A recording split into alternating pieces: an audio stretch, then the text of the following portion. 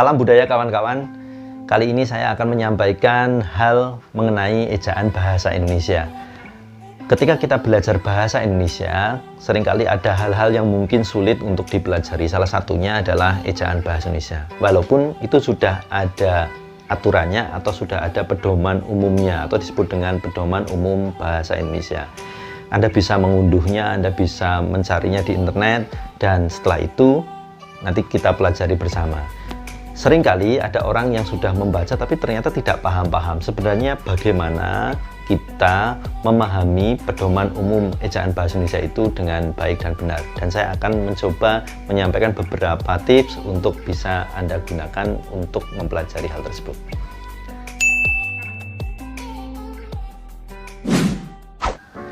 Yang pertama, ketika kita belajar mengenai ejaan bahasa Indonesia, kita sebenarnya harusnya fokus.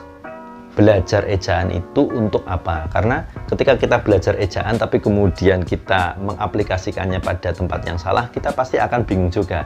Misal, belajar ejaan, kalau saya fokusnya pada penulisan karya ilmiah, karena itu yang biasanya menjadi pokok. Tapi kalau nanti Anda belajar ejaan, masuk kemudian untuk digunakan menulis cerpen, biasanya akan sedikit kacau karena beda pola, beda jenis ragam bahasanya ya. Maksudnya cara penulisannya, kemudian cara penuangannya. Karena karya ilmiah itu cenderung baku, sehingga ejaan ini lebih tepat ketika kita mempelajarinya untuk dituangkan dalam penulisan karya ilmiah. Yang kedua, kita harus memahami pokok-pokok isi dari ejaan bahasa Indonesia. Kalau saya lihat, saya cermati ada 4 bagian pokok yang sebenarnya ada dalam ejaan bahasa Indonesia. Yang pertama adalah bagaimana kita bisa memahami huruf. Ya, huruf itu sebenarnya sederhana. Tapi di dalam proses penulisan karya ilmiah nanti kita harus bisa membedakan huruf mana yang harus ditulis kapital dan non kapital. Itu contohnya.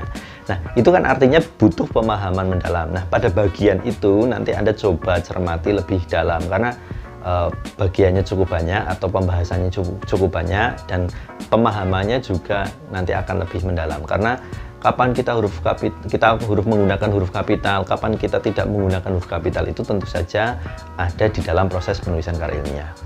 Kemudian bagian yang kedua adalah bagaimana kita menulis kata.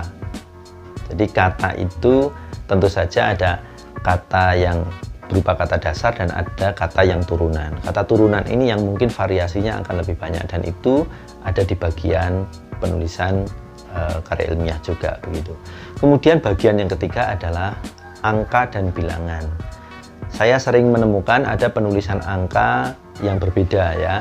Ada yang angka misal 5 itu ditulis dengan angka 5 atau kemudian ditulis L, I, M, A. Itu tentu saja beda penggunaannya. Kapan menggunakan itu ada dipelajari di bagian angka dan bilangan. Dan bagian yang terakhir adalah tanda baca. Dan tanda baca ini variasinya juga cukup banyak, dimulai dari tanda baca pengakhir kalimat seperti titik, tanda seru, tanda tanya, masing-masing punya fungsi sendiri, dan tanda-tanda yang lain yang memiliki fungsi yang berbeda-beda di tempat yang berbeda-beda. Kalau sudah memahami bagian-bagian itu, saya rasa nanti Anda bisa fokus mana yang sulit dicerna, mana yang kemudian sudah mudah dicerna, dan bagaimana kemudian proses berlatih memahami bagian-bagian yang sulit tersebut. Yang ketiga, ini yang sering saya lakukan ketika awal mempelajari ejaan. Kita coba pahami contoh-contoh yang ada di dalam buku tersebut, kemudian bandingkan dengan yang ada di tulisan yang sudah ada. Misalnya Anda bandingkan dengan karya ilmiah ya. Jadi contoh, kemudian bandingkan dengan tulisan-tulisan karya ilmiah, sehingga nanti Anda akan menemukan istilahnya adalah benang merah antara contoh dengan yang ada di dalam karya ilmiah.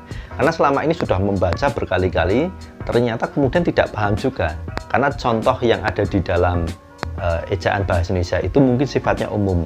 Nah, kita perlu mencari benang merah antara contoh itu dengan yang ada di tulisan sebenarnya, sehingga nanti pemahaman kita mengenai penulisan ejaan bahasa Indonesia yang baik dan benar itu bisa selaras. Karena kalau tidak, kita pasti bingung terus, karena kita tidak pernah mempraktikkan yang sebenarnya, sehingga walaupun belajar terus-menerus, kita hanya akan menemukan contoh-contoh yang sifatnya sama, padahal pengembangannya pastinya nanti akan berbeda-beda.